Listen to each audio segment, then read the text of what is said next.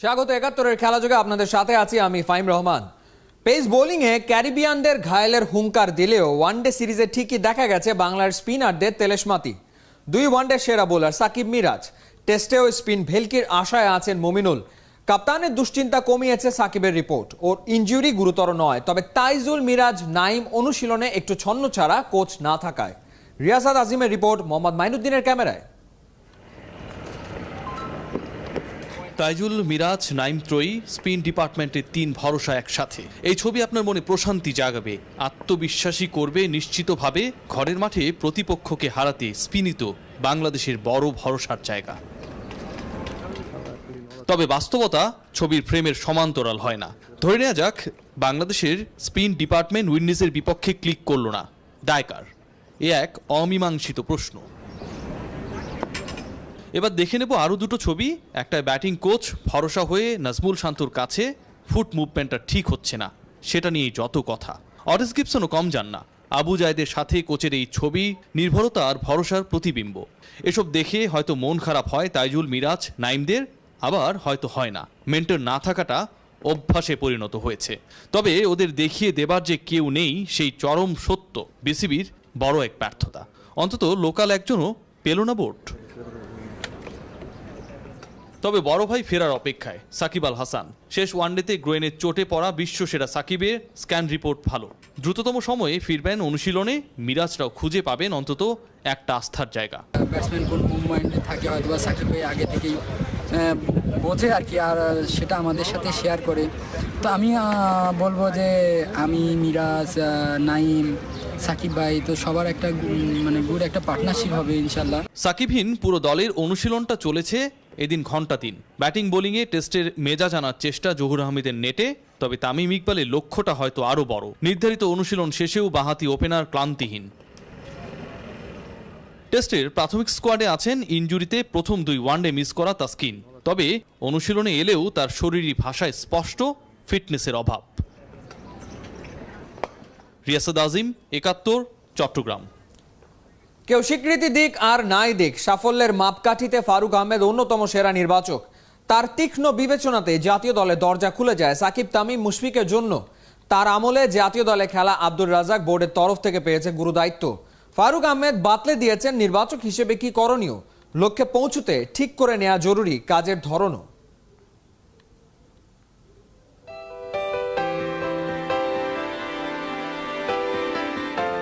আমি প্রথমেই আব্দুর রাজ্জাককে কংগ্রেচুলেশন জানাচ্ছি। আমার মনে হয় এটা খুবই সময়োপযোগী একটা সিদ্ধান্ত হয়েছে। আমরা দীর্ঘদিন 2 জন সিলেক্টর দিয়ে চালিয়েছি আমাদের সিলেকশন কমিটি। যদিও 2 জন সিলেক্টর না, তার সাথে বোর্ডের কিছু ডিরেক্টর অনেকেই আছেন সিলেকশন কমিটিতে। বাট আমার মনে হয় আব্দুর রাজ্জাক যেহেতু কারেন্ট সময়ে ক্রিকেট খেলা ছেড়েছে এবং সে মডার্ন ক্রিকেট যেটা বাংলাদেশ টিম যা করেছে তার অনেকটা সে দেখেছে এবং খুব মাঠেই আছে সে। আমার তার জন্য খেলোয়াড় পিক করা খুব সুবিধা হবে।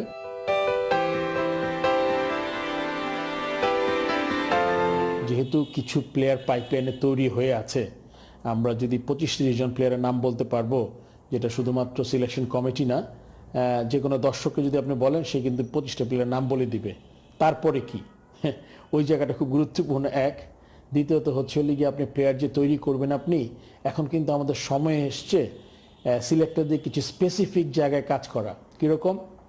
আমি বাংলাদেশ টিমে 6-7 নম্বর একটা ব্যাটসম্যান খুঁজছি, আমি বাংলাদেশ টিমে একটা অলরাউন্ডার খুঁজছি, আমি বাংলাদেশ টিমে একটা লেগ স্পিনার খুঁজছি, আমি বাংলাদেশ টিমকে T20 ফরম্যাটে কি দেখতে চাই। এখন স্পেসিফিকভাবে কাজ করতে হবে।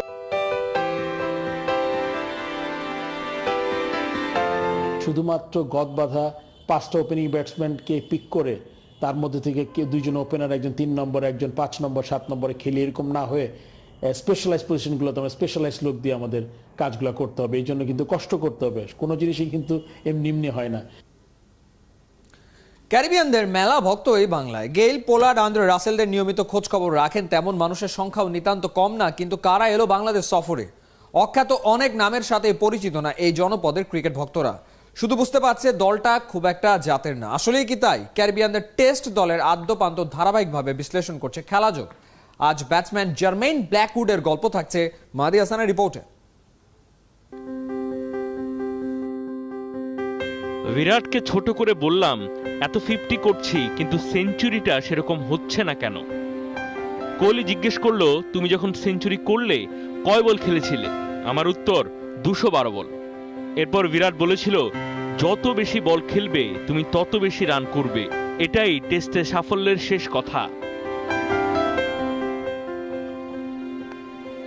কোহলির সেই কথাটাই পাল্টে দিয়েছে আমার জার্মিন ব্ল্যাকউডের ব্যাটিং। আমি নিশ্চিত যদি 200 থেকে 300 বল খেলি যে কোনো কন্ডিশনে রান করবই। বিরাট কোহলি যদি হয় একটা ব্যাটিং মহাকাব্য, তার প্রত্যেকটা পংক্তি হতে পারে কতটা মাহাত্ম্যপূর্ণ।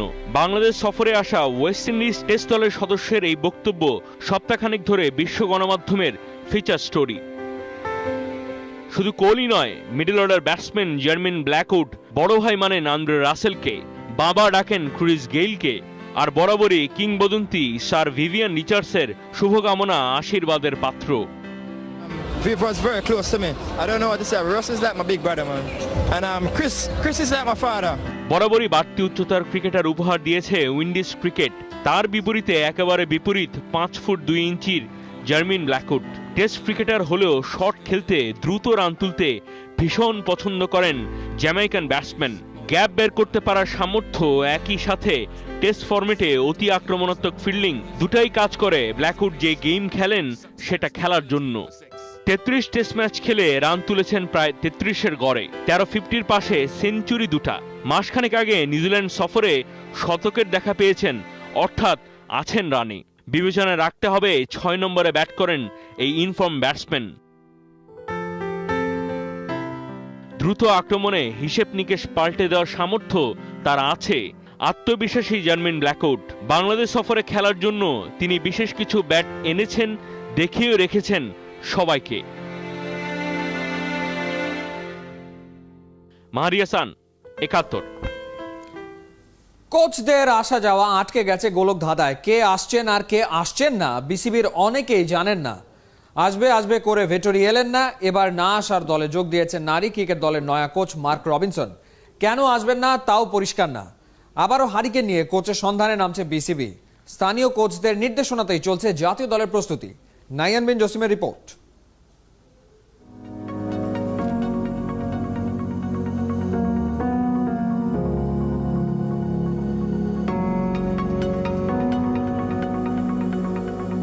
এখানে সব ফ্যাসিলিটি পাচ্ছি এবং আমরা সেন্টার উইকেটে প্র্যাকটিস করার সুযোগ পাচ্ছি এবং আমরা ফিটনেস করছি এবং ইনডোর পাচ্ছি, জিম পাচ্ছি, সব ফ্যাসিলিটি পাচ্ছি।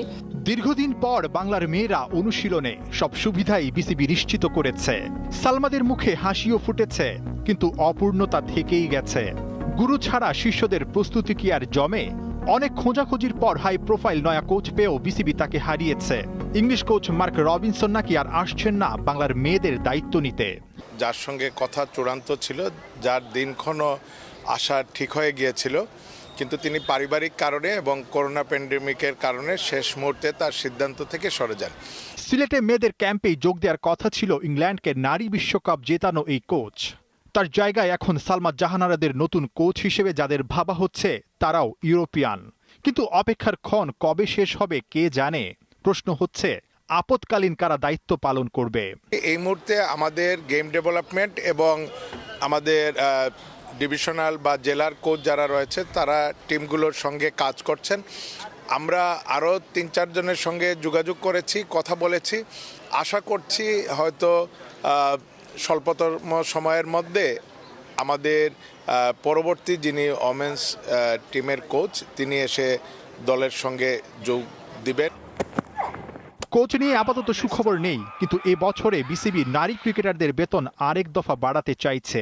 এই বছরের শেষের দিকে আমরা আবার তাদের আর্থিক সুযোগ সুবিধা বাড়ানোর বিষয়গুলো বোর্ডের কাছে উপস্থাপন করব।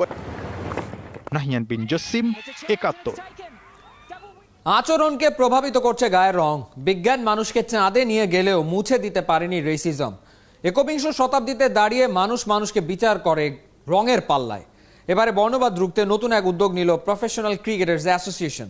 মার্চ মাস থেকে এন্টি রেসিজমের বিশেষ প্রোগ্রাম শুরু করছে তারা। কোহিনুর কণার রিপোর্ট।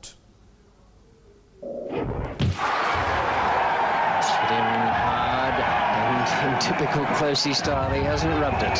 ক্রিকেট নাকি রাজকীয় খেলা, এখানে ভদ্রলোকদেরই থাকে আনাগোনা। তবে মজার ব্যাপার, এই পাড়াতে আজও ব্ল্যাক, এশিয়ান কিংবা মুসলিমরা যেন অচ্ছুত এক চরিত্র।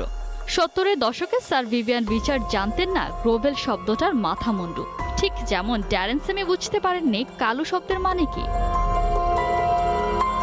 তবে বর্ণবাদের গন্ধমাখা থাকলেও এই ক্রিকেটই বর্ণবাদের বিরুদ্ধে দাঁড়িয়েছে সবচেয়ে বেশি।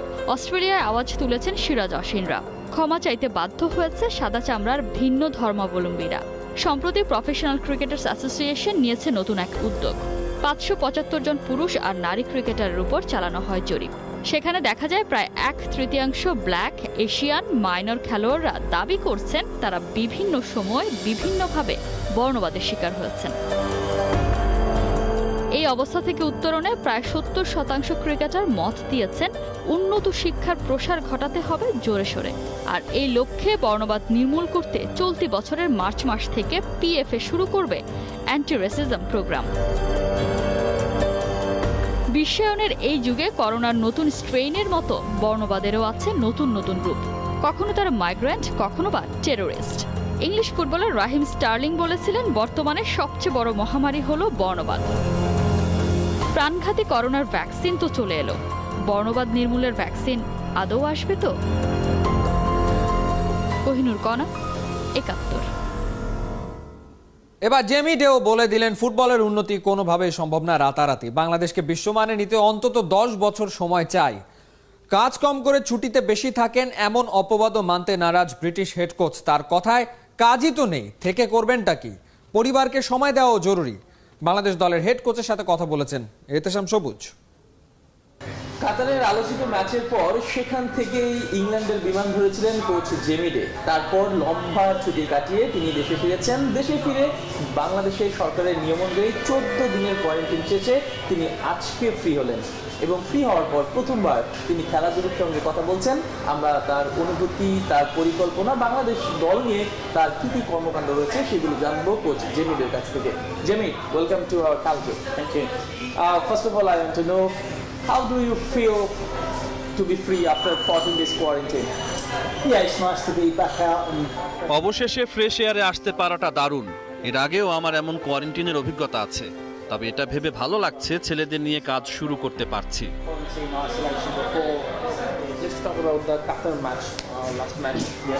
Did you think your plan was wrong or it didn't work that match?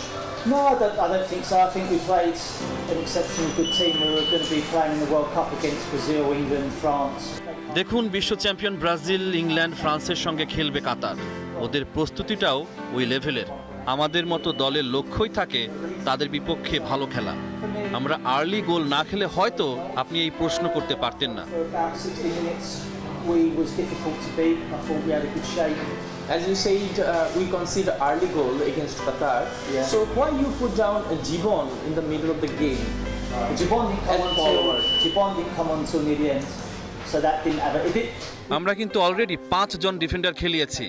ওই সময়টায় আপনি আরেকজন ডিফেন্ডার ব্যবহার করলে ম্যাচের ফলাফল কি আর পরিবর্তন হতো?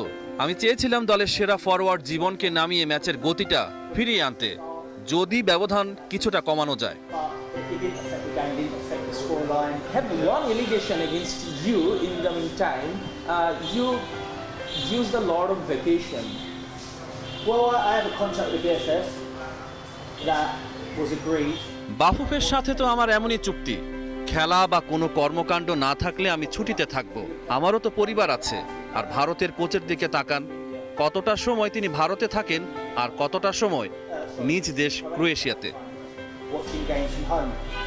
India don't have an issue with that. Do you have any suggestion for betterment our football team? What should we do for better result? Well, it's not about just now. It's about in 10 years' time. বাংলাদেশের ফুটবলের উন্নতি এখনই হবে না, দরকার অন্তত 10 বছর। আপনাকে সিস্টেমটাই পরিবর্তন করতে হবে, এমন ব্যবস্থা করতে হবে যাতে একদিনের জন্য জাতীয় দলের ফুটবলারের অভাব।